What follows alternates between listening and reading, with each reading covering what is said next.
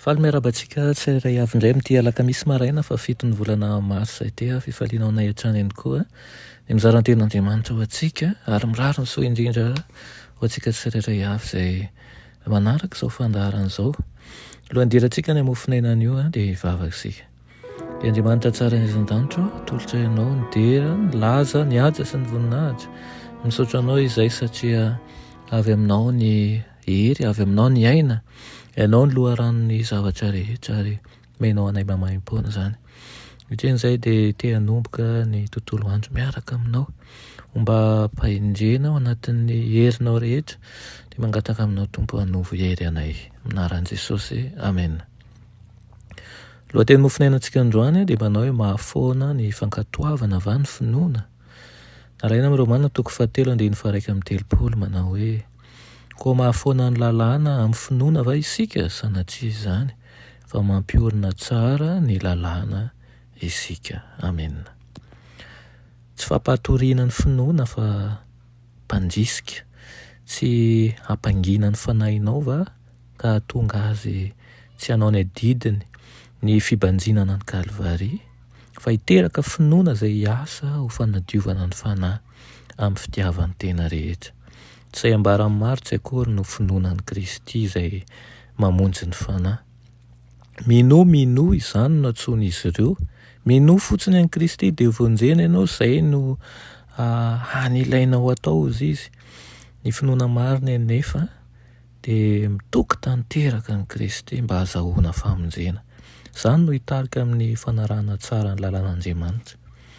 Misy fahadisoana anankiroa izay tokony hamenan'ny zanak'Andriamanitra fatratra fandrao mahavoa azy, indrindra ireo vao nitoky tamin'ny fahasoavany. Voalohany dia ny fiantehrana amin'ny asa ataony tenany, ka mitoky amin'izay rehetra ataony mba hihavanany amin'Andriamanitra.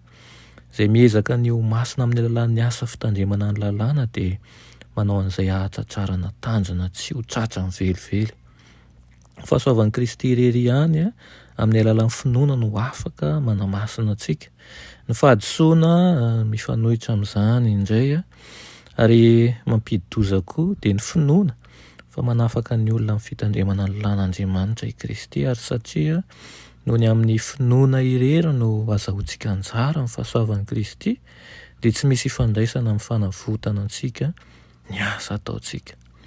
Tsara ho marina eto anefa fa ny fankatoavana dia tsy fanekena ivelany fotsiny fa fahafanompoana asesiky ny fitiavana, fanehoana ny toetran'Andriamanitra ny lalàny, fanehoana vatana ilay foto-kevin-dehibe fitiavana izany.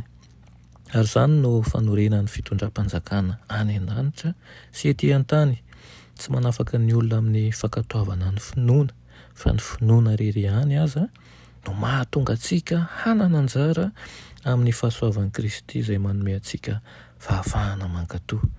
Tahaka ny nitafian'i Jesosy ny maha olombelona dia tahaka izany ihany koa no irian'Andriamanitra ataon'ireo mpanaradia azy ao amin'ny heriny ny tokony iainantsika fiainana feno fahadiovana, ary ao amin'izany ihany koa ny tokony hananantsika toetra ambony izay ny ainan'ny mpamonjy. Tsy mahafoana tokoa ny fankatoavana ny lalàna amin'ny finoana fa mandrisika anao handray an'i Kristy hakatoa izay rehetra lazainy ary indrindra hiatehatra amin'ny fahafenoana aminy. Amen. Vavaka isika. Herinay tsara indrindran-danitra mbola misaotra anao izay ny amin'izany teninao izany. Mampianaro izay tsy ho mpino fotsiny ihany fa ho mpakatoa ihany koa, satria izany no marika sy manam-pirofo ny finoana ianao.